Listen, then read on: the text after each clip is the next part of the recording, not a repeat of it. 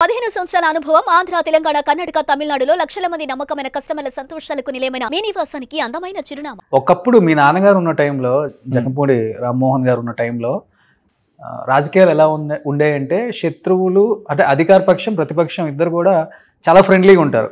అసెంబ్లీలో కావచ్చు, బయట కావచ్చు, వాళ్ళ ఫంక్షన్స్కి వీళ్ళు వెళ్తారు, వీళ్ళ ఫంక్షన్స్కి వాళ్ళు వస్తారు. పిల్లల మధ్య కూడా మంచి రిలేషన్ ఉండేది. కానీ ఇప్పుడు రాజకీయం ఎలా అయిపోయిందంటే దూకుడు అంటేనే రాజకీయం చేయాలి, దాడికి ఎదురుదాడి చేస్తేనే రాజకీయాల్లో ఉండాలి, లేకపోతే అవసరం లేదు అనేది క్లియర్గా అర్థమైపోయింది తెలంగాణ కానీ ఆంధ్ర కానీ. అలాంటి వాళ్ళే ఈరోజు ఉన్నతమైన పదవుల్లో ఉన్నారు కూడా. దాన్ని ఫాలో అవుతున్నారా? ఆ ట్రెండ్ ఫాలో అవుతేనే మనం కూడా సక్సెస్ అవుతామని ఫాలో అవుతున్నారా, లేకపోతే మీ అంతటి మీకే? నేను మీరు చెప్పిన దాంట్లో గమనించింది అయితే ఒకటి ఏంటంటే అన్న, నా తండ్రి టైం నుంచి నాకు తెలిసినప్పటి నుంచి నేను గమనించిన రాజకీయాల్లో భాగం ఏంటంటే ఓకే అప్పటికి ఇప్పటికీ పెద్ద డిఫరెన్స్ ఏం లేదు. అప్పుడు తెలుగుదేశం పార్టీ వాళ్ళు, కాంగ్రెస్ పార్టీ వాళ్ళు ఎంత తిట్టుకున్నా ఏం చేసినా పర్సనల్గా వచ్చేటప్పటికి ఎంతో కొంతమందికి స్నేహభావాలు అవి కూడా ఉండేవి. వ్యక్తిగతంగా వచ్చేటప్పటికి మనిషి కోసం నిజమే మాట్లాడేవారు. అవును. ఇప్పుడు కూడా అవన్నీ కొనసాగట్లేదని ఏం లేదు, కొనసాగుతూ ఉంది. కానీ అప్పటికి ఇప్పటికి ఉన్న మేజర్ డిఫరెన్స్ ఏంటంటే ఫైనాన్షియల్గా పాలిటిక్స్ మారిపోవటం అనేది దురదృష్టకరం.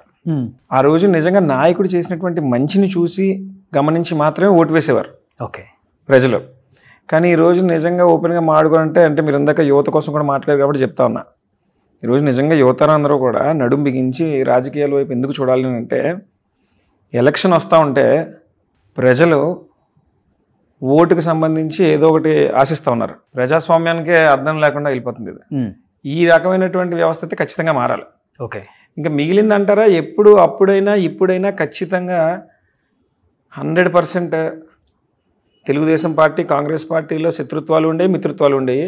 ఈ రోజున ఖచ్చితంగా తెలుగుదేశం పార్టీకి వైసీపీలో ఉన్న వారికి కూడా శత్రుత్వాలు ఉంటున్నాయి, మిత్రుత్వాలు ఉంటున్నాయి. కానీ ఒకటి చెప్పేది ఏంటంటే ఎవరైనా నిజాయితీ ఉన్నటువంటి కార్యకర్త ఎవరికైనా సరే వాళ్ళ నాయకుడే ఫస్ట్ ఎజెండా అవుతాడు. ఓకే.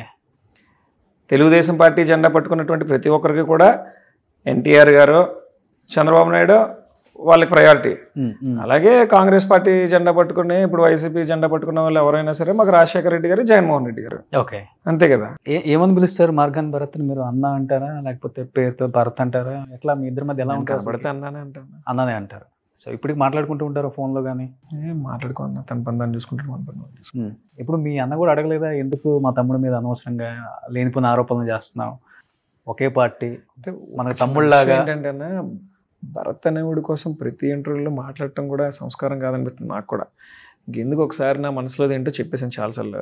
ఇంక ఊరికే అతను మాట్లాడితే కూడా మంచిది కాదు. కాకపోతే ఒకటి ఇంకెలాగో మీరు స్టార్ట్ చేశారు కాబట్టి చిన్న మాట చెప్పండి. ఏం కాదు, చెప్పొచ్చు. ఏంటంటే ఈ భరత్ అనేటటువంటి వ్యక్తి నేను ఎప్పుడైనా కనబడితే అన్నా అని గౌరవంగా మాట్లాడతాను. అతను కూడా వాస్తవంగా కనిపించినప్పుడు గౌరవంగానే మాట్లాడతాడు.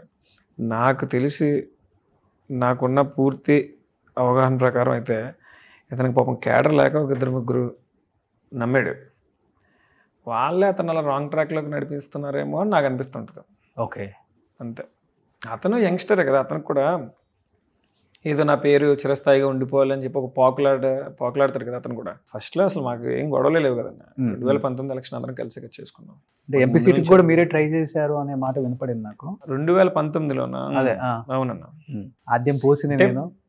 వాళ్ళకి మనకి ఉన్న ఒక కామన్ ఫ్రెండ్ ద్వారా వచ్చింది, దాన్ని మనం ప్రమోట్ చేసాం. తర్వాత వైసీపీ పార్టీ కూడా సర్వేలు చేసుకొని వాళ్ళకి ఇస్తే బాగుంటుందని వాళ్ళకు కూడా వచ్చింది. ఆ రోజు ఉన్నటువంటి సందర్భాల్లో ఒక బీసీకి ఇవ్వాలన్నది జగన్ గారి ఆలోచన.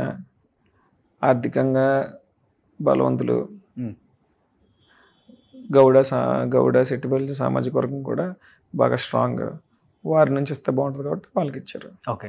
సుమన్ టీవీలో మీ పర్సనల్ అండ్ బిజినెస్ ప్రమోషన్స్ కోసం కింది నెంబర్కి కాంటాక్ట్ చేయండి.